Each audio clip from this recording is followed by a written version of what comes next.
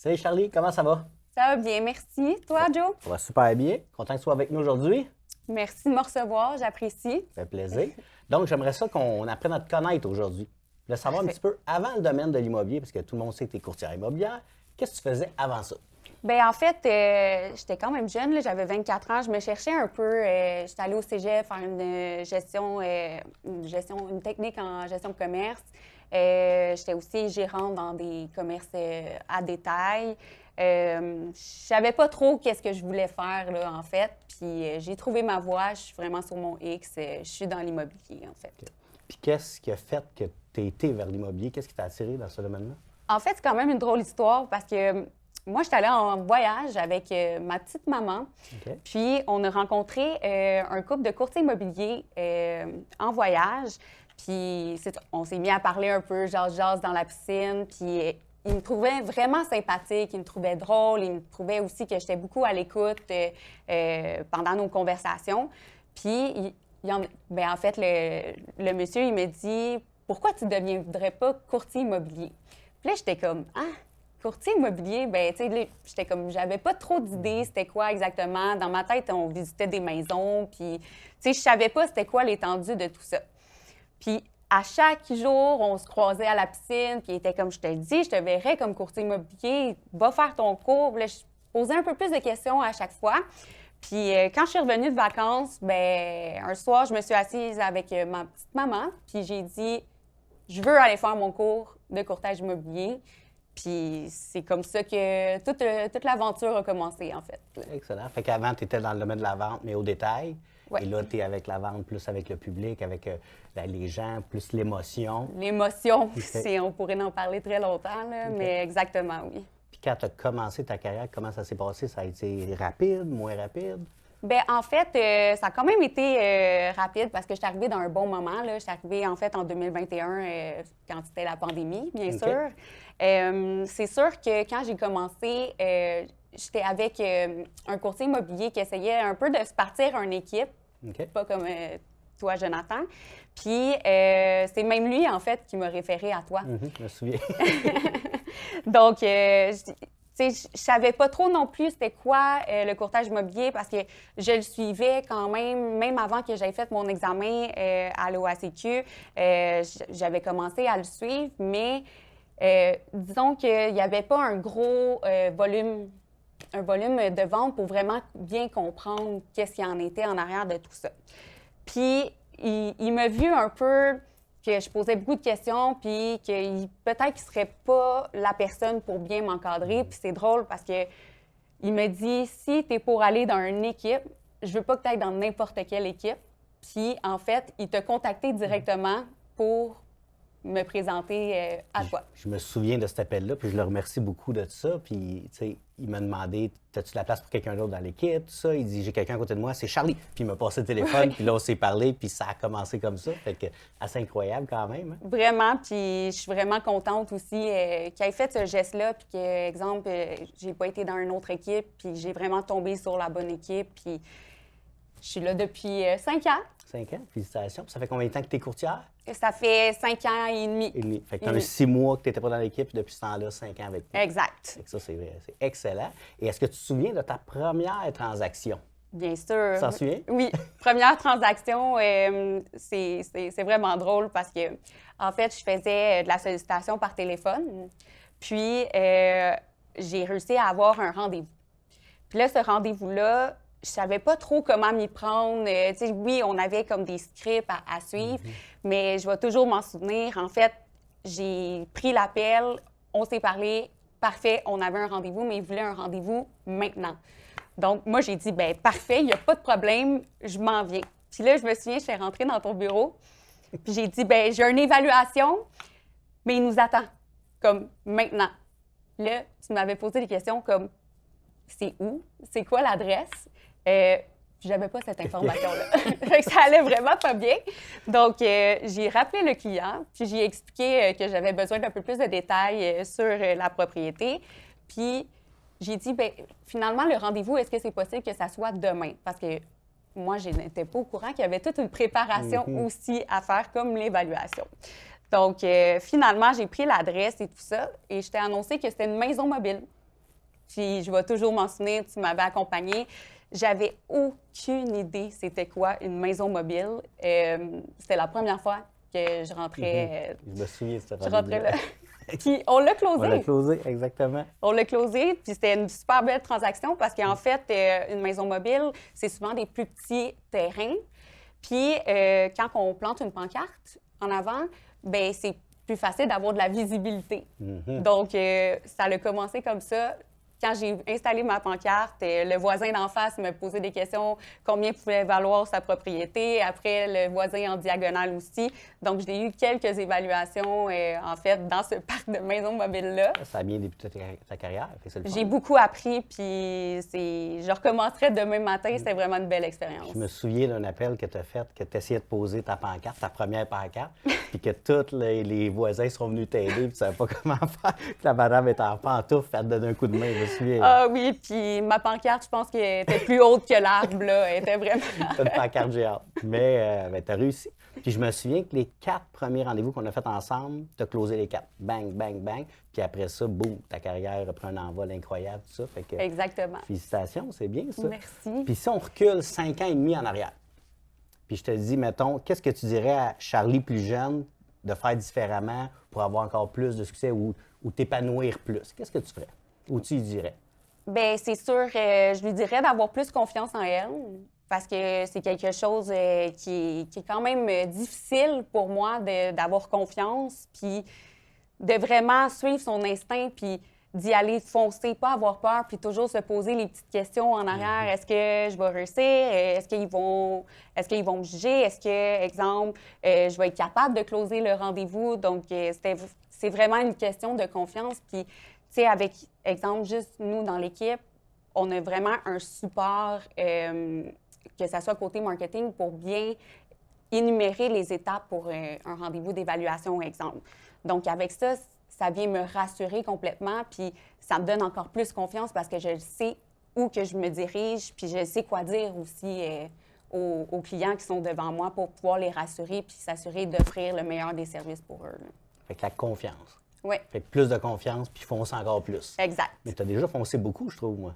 Oui, ben, j'ai travaillé très fort. C'était très bien, très bien. Puis tu es encore super bonne. Puis c'est quoi l'élément que tu aimes le plus du courtage immobilier? Je dirais que c'est vraiment le côté humain, relationnel. Je suis une personne qui est super attentionnée, qui est aussi super à l'écoute de ses clients. Donc, le fait de vraiment pouvoir rentrer dans la vie privée des gens, c'est pas donné à tout le monde, puis c'est quelque chose de très intime aussi quand on vend une propriété. Donc, pour moi, c'est complètement une vocation, dans le sens que je veux prendre le temps d'écouter chaque personne, vraiment leurs besoins, puis de m'assurer là, vraiment de les accompagner du mieux que je peux, puis jusqu'au bout de la transaction. Fait que bien, souvent, quand on a des clients dans l'équipe qui sont plus émotionnels ou qui ont besoin un peu plus d'attention, bien, on les envoie vers toi parce qu'on sait qu'ils vont être dans la WAP, tu vas bien t'occuper d'eux. Puis dans l'équipe, avec mes adjointes, on a fait un sondage qualité-travail aussi. Et je demandais aux adjoints de noter sur 5. 1 étant pas bon, puis 5 étant wow. Puis Charlie, tu as eu une note de 6 sur 5. Donc j'avais dit 5, c'était le meilleur, mais tu as eu une note de 6 sur 5. Ouais. Qu'est-ce qui fait que tu t'appliques tant que ça, puis que tu es aussi bonne que ça sur ton travail? C'est que en fait, je veux que la communication circule bien aussi au niveau dans l'équipe. Donc, quand, exemple, j'ai une inscription qui va apparaître sur le marché, bien, on a une adjointe qui s'occupe de vraiment, exemple, l'entrée de données. Donc, elle n'est pas présente au rendez-vous d'évaluation. Donc, moi, toute l'information que le client va me donner sur la propriété, bien, c'est super important que ça soit retranscrit, en fait, sur la mise en marché, sur le listing et tout ça. Donc, c'est vraiment une préparation, que ce soit par courriel, que je m'assure de bien faire parce que je ne veux pas qu'il me manque d'informations. Parce qu'après, ça peut être une déception. Puis c'est aussi pour moi venir me rassurer aussi que j'ai rien manqué. Puis, comme je disais, on retombe un peu à la confiance. J'ai tellement peur que les gens n'aient pas confiance en moi. Fait que juste à partir de cette étape-là, je veux pas l'échapper.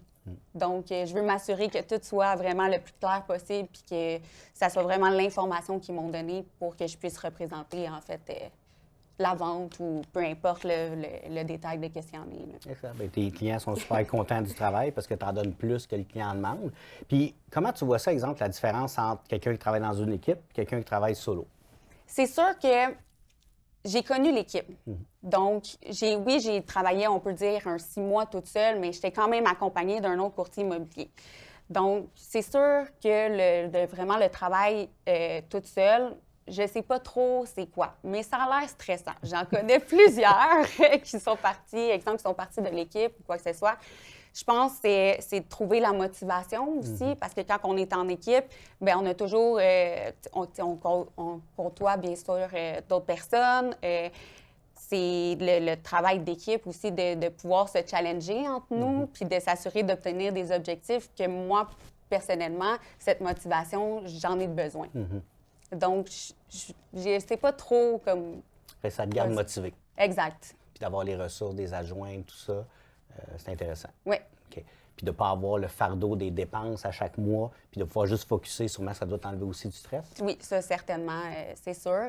Côté financier, il y a beaucoup de choses qu'on ne sait pas quand on est à l'école. Il y a beaucoup de dépenses en arrière de tout ça. Fait que c'est sûr que ça vient nous aider à ce niveau-là. Exemple, juste pour le bureau, on a un endroit où aller travailler, puis tout ça.